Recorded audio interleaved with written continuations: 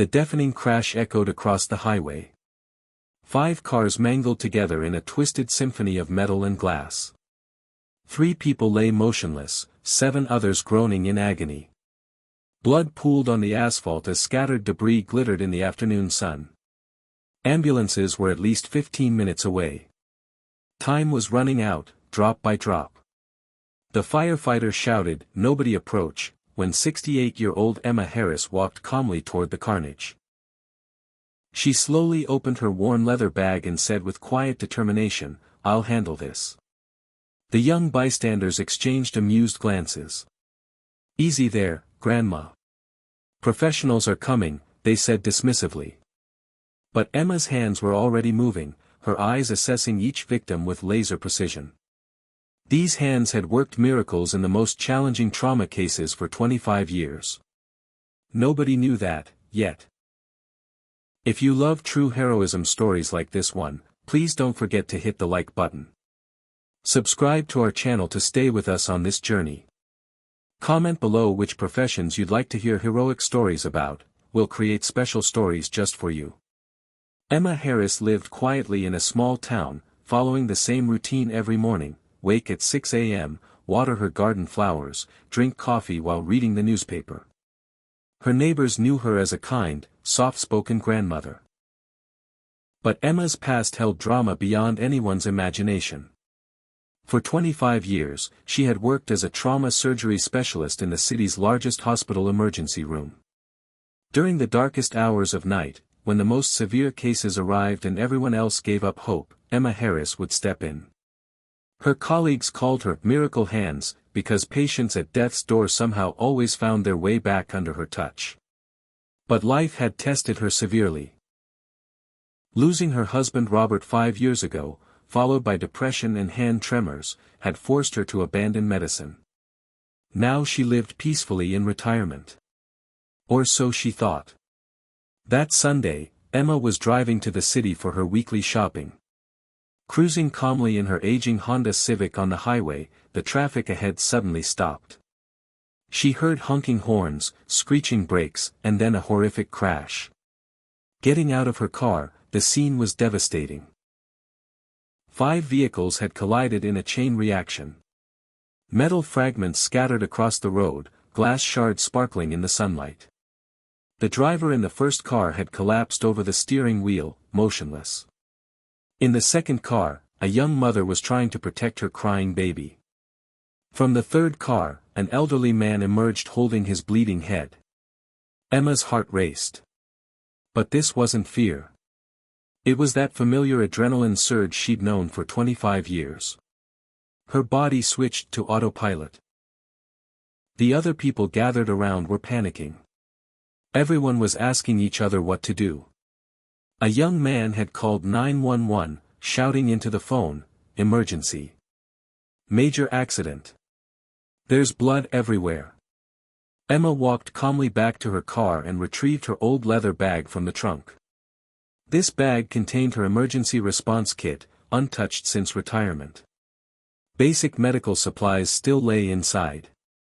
"I'll handle this," she said in a calm voice. The young people around her stared. One of them, about 25 years old in athletic wear, laughed and said, "Take it easy, Grandma. The ambulance is coming. Just watch from a distance." Emma didn't respond. She went straight to the most severely injured victim.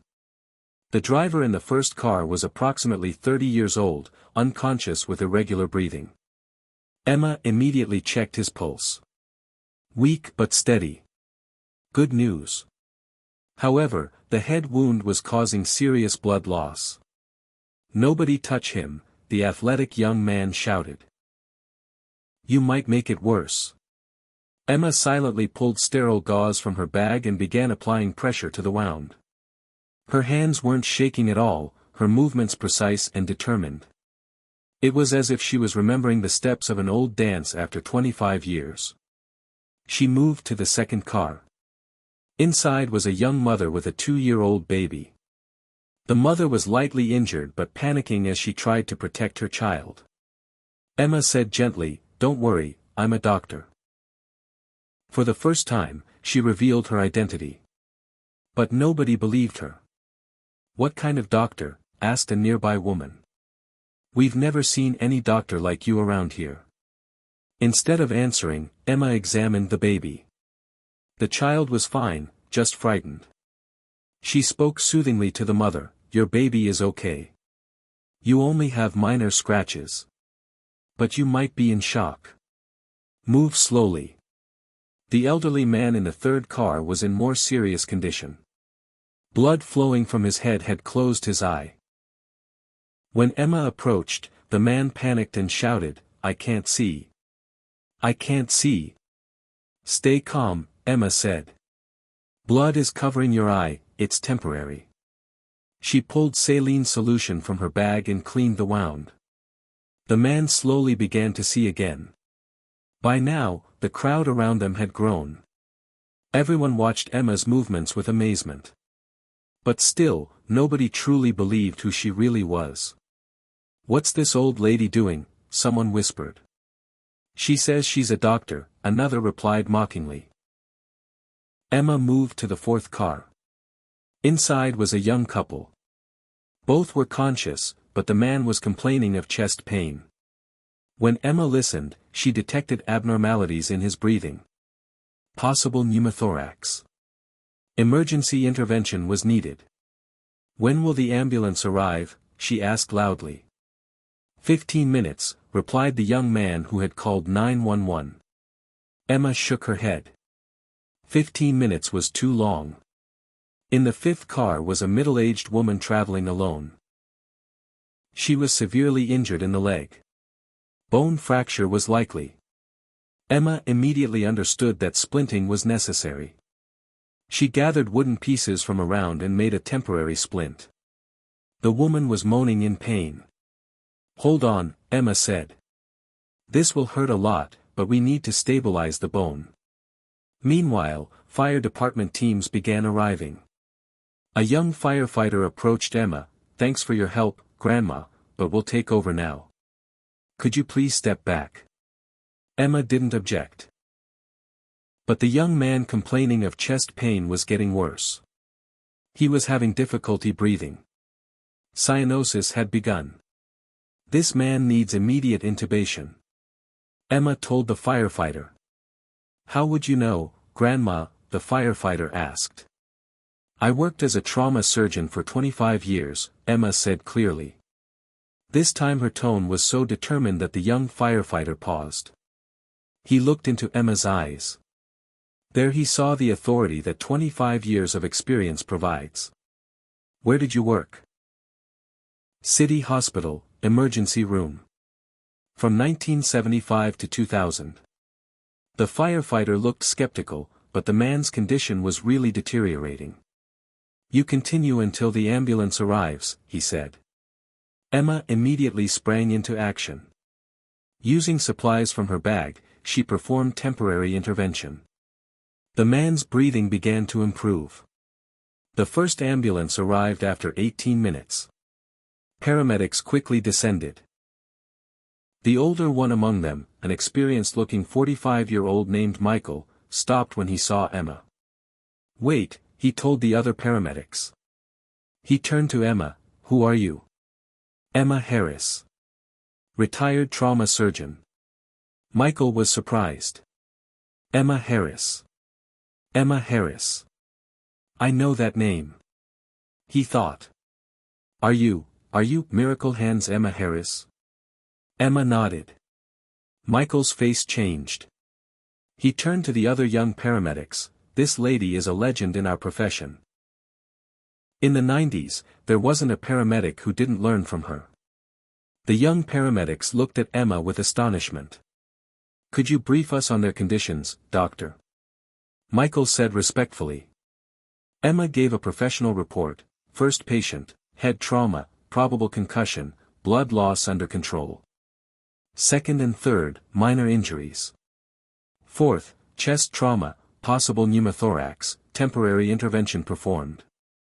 Fifth, leg fracture, splint applied. Michael listened admiringly. "After 25 years, you still make perfect diagnoses. Emma smiled. Some things are never forgotten.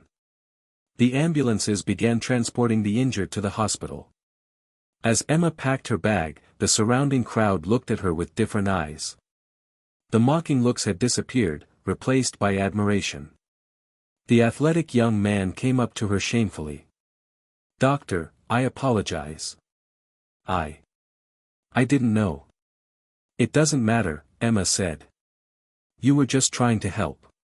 But how are you still so good? I mean." "Sorry, despite your age."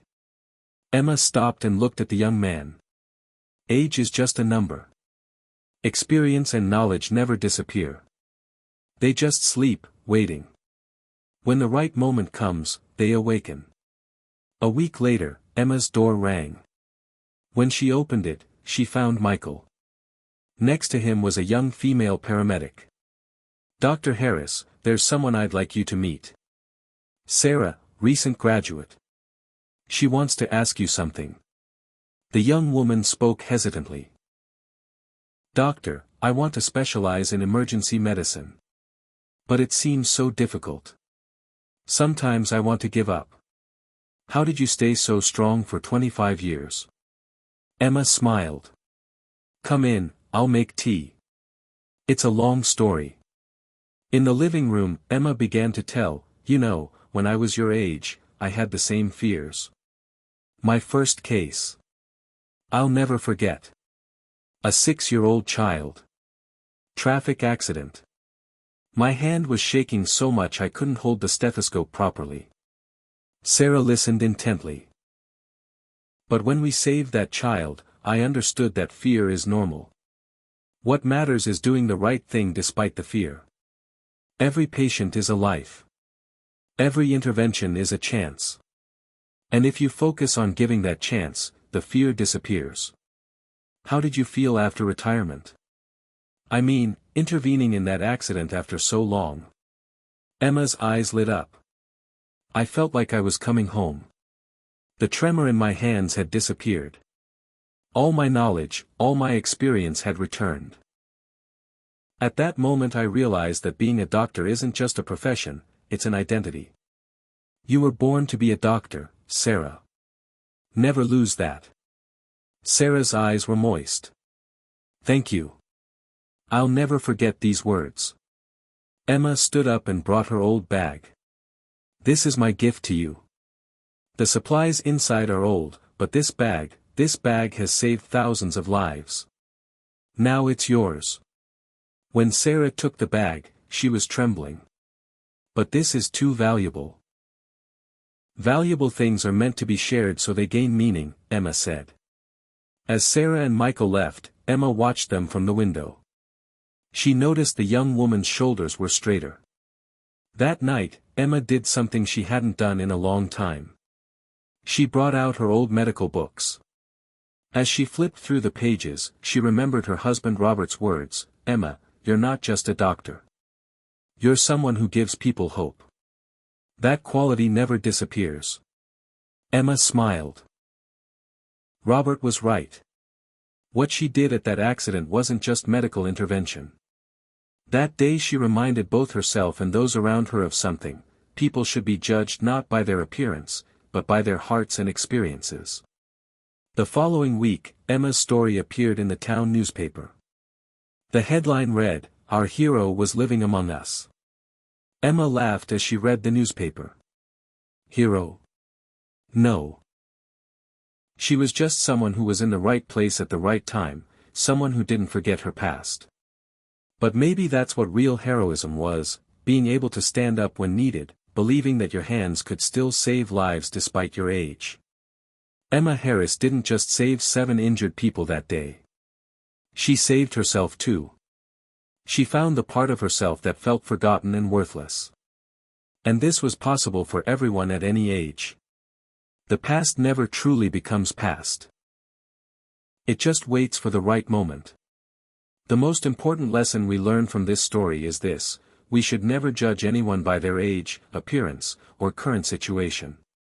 Every person carries a treasure within. And that treasure can emerge at the most unexpected moment. Emma Harris's hands might have been 68 years old, but the knowledge and experience within them had never aged. Because true value is measured not by age, but by character. 3 months later, Emma received an unexpected phone call. It was from Dr. Jennifer Walsh, the current head of the City Hospital Emergency Department. "Dr. Harris, I hope you remember me. I was a resident when you worked here." "Of course, Jennifer. How are you? I'm calling with a proposal. We're starting a mentorship program for young emergency medicine residents. Would you consider joining as a senior consultant? Part-time, of course." Emma was quiet for a moment. The tremor in her hands had completely disappeared since the highway incident. She felt the old confidence returning. What would my role be? Teaching practical trauma management. Sharing your experience. Being the wisdom our young doctors desperately need. That afternoon, Emma visited the hospital for the first time in 5 years. Walking through the emergency department corridors, she felt like she was returning home. Young doctors and nurses looked at her with curiosity and respect. In the trauma bay, she met Dr. James Peterson, a 28-year-old resident struggling with a complex case. A motorcyclist with multiple injuries lay on the table. "What's the primary concern?" Emma asked quietly. James looked up, surprised.